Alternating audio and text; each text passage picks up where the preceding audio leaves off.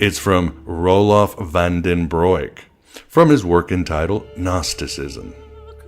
He explains that the Gnostic religion is understood as a phenomenon that flourished in the great myths of the 2nd and 3rd century, which spread across the Middle East and Roman Empire, up to the Far East. Van den Broek enumerates 4 typical features of Gnosticism. 1. A distinction is made between the highest unknown God and the imperfect or plainly evil creator God, who is often identified with the God of the Bible. 2.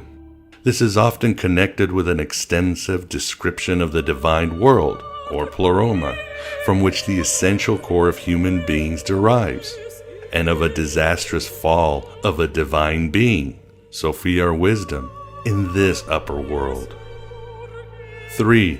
As a result, humankind has become entrapped in the earthly condition of oblivion and death, from which it is saved by the revelation of Gnosis by one or more heavenly messengers.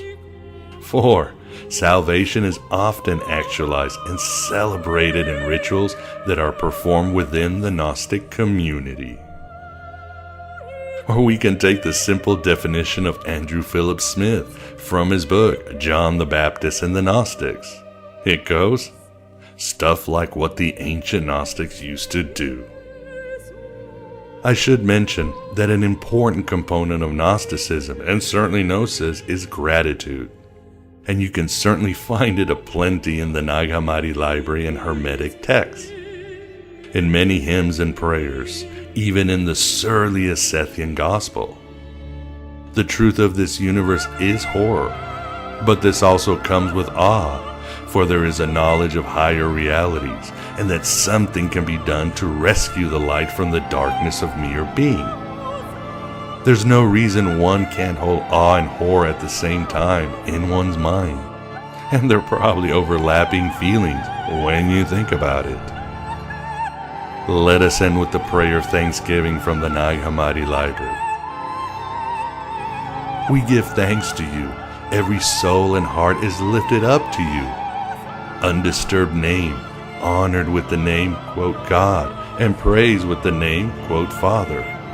For to everyone and everything comes the fatherly kindness and affection of love, and any teaching there may be that is sweet and plain, giving us mind, speech, and knowledge. Mind, so that we may understand you. Speech, so that we may expound you. Knowledge, so that we may know you. We rejoice, having been illuminated by your knowledge. We rejoice because you have shown us yourself. We rejoice because while we are in the body, you have made us divine through your knowledge.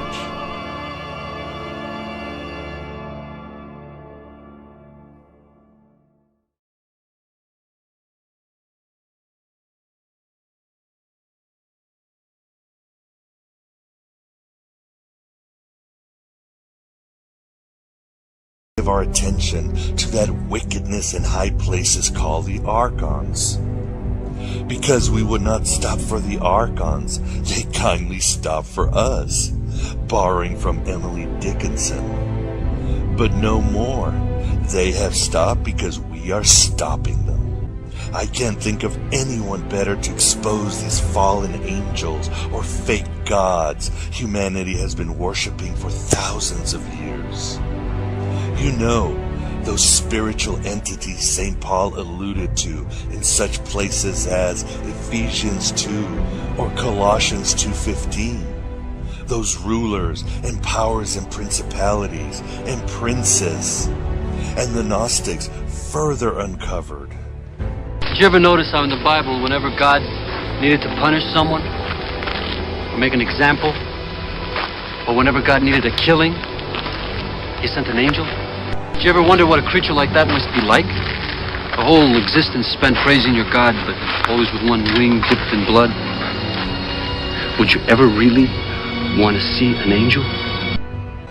I have spoken about the Archons countless times on AM by Gnostic Radio, as have our many august guests.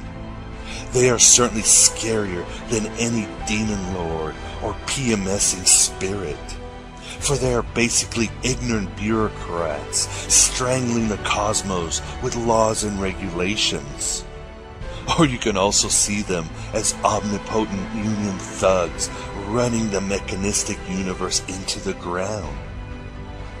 These godlike lords of fate kept all true divinity trapped in matter, and often fed on it, as well as the pain and suffering of all sentient beings. As above, so below, said Hermes thrice great, speaking through Apollonius of Tyana. And thus their stench infects their slaves in the establishment. The poor and the underclass are growing. Racial justice and human rights are non-existent. They have created a repressive society, and we are their unwitting accomplices. When evil arrives, inevitably, good arises as an opposition in all sentient beings, and light prevails, or at least balances in the end. But with the Archons, it's death by 1,000 frustrations, herded into a slothful nightmare by slowly injected ignorance into the anuses of your sanity. Think of the customer service representative and their mechanical answers, or being buried by the paperwork of a government administrator, or your car that won't start when you need it the most.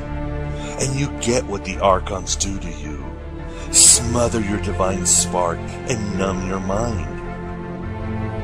And add to that the subconscious fear of being raped by a shadowy bully, or the breathless anxiety of living with an abusive parent. That is the Archons in a nutsack shell. And even worse, because they have unlimited power, and often those good intentions that pave roads to personal hells. Every single man or woman who has stood their ground, everyone who has fought an agent has died. But where they have failed, you will succeed. Why? Their strength and their speed are still based in a world that is built on rules. Because of that, they will never be as strong or as fast as you can be. In fact, in the novel Good Omens, written by Terry Pratchett and Neil Gaiman, a demon, appropriately named Crowley, proves that the Archon way is superior in the fight against heaven. He demonstrates that traffic jams and phone service outages are far more efficient in damning souls than such common demonic methods as possession or temptation. Like the Nag Hammadi libraries, Peter's letter to Philip states, the Archons are fighting against the inner man. And in a mythic way, the Archons are very much like the lizard aliens in Stephen King's Tommyknockers. And many contend they are actually extraterrestrials. Human beings were not meant to sit in little cubicles staring at computer screens all day, filling out useless forms and listening to 8 different bosses drone on about mission statements.